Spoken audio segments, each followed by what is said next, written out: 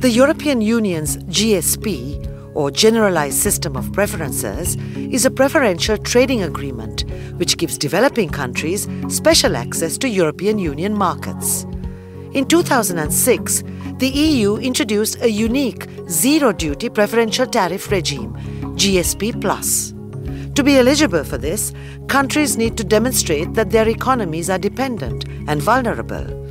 They must also ratify and effectively implement 16 core conventions on civil and political rights and 11 conventions related to good governance and the protection of the environment. Sri Lanka is one of the 15 beneficiary countries that succeeded in gaining eligibility for GSP+. While it applies to Sri Lankan exports to the European Union of around 10 items, apparels account for 50% of the total value. According to the industry and the government, the apparel sector provides direct employment to 170,000 workers. In 2008, the EU temporarily suspended the benefits of GSP Plus to Sri Lanka, pending reviews and assessments of the situation. In August 2010, a final decision will be made by the EU about whether or not Sri Lanka will continue to be a beneficiary of GSP Plus. These days, Sri Lanka is attracting attention of a different... Sri Lanka's apparel export industry comprises large and medium scale as well as smaller factories producing apparel exports for the global market. The US and the EU are the biggest markets. However, apparel exports to the EU have more than doubled since 2002, while exports to the US have declined by 50%.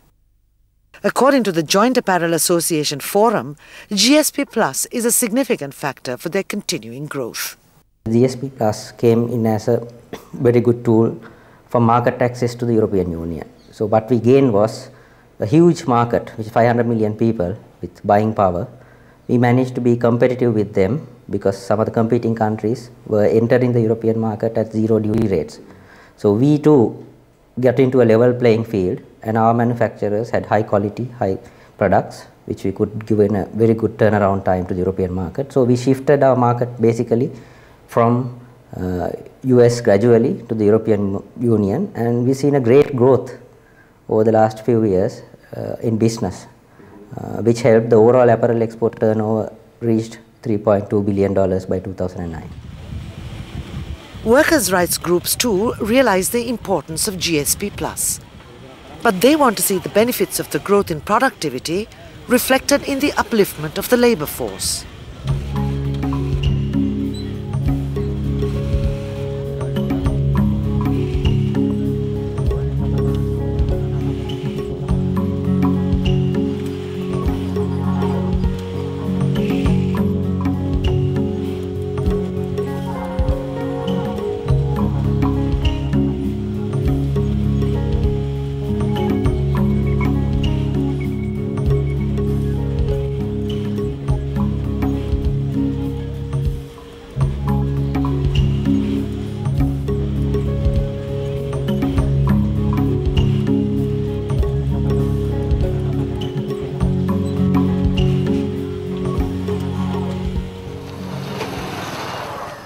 The problem is not just about working conditions and health-related matters.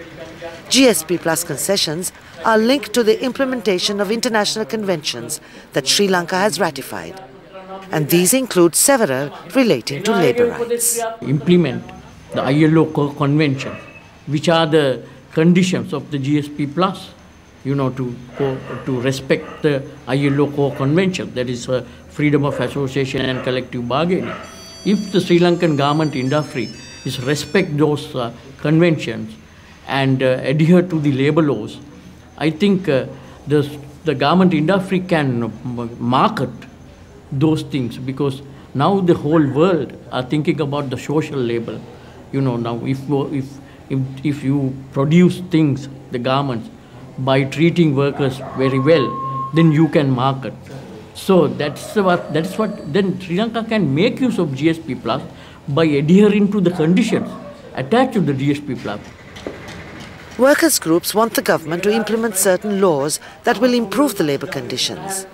The apparel industry may not reflect their view exactly, but they too are looking to the government to take the right decisions.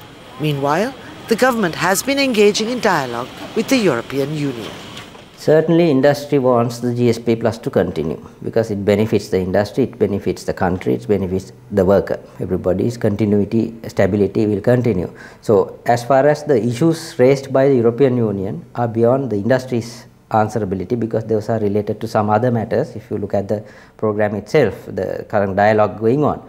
So, what we hope is that between the two parties, Europe and the government of Sri Lanka, that they would come into a dialogue that could settle at least partially initially and then continue with the dialogue so that the industry doesn't suffer because of non-industry related issues, because none of these issues raised, as far as we have seen the report very clearly, doesn't talk about any industry issues.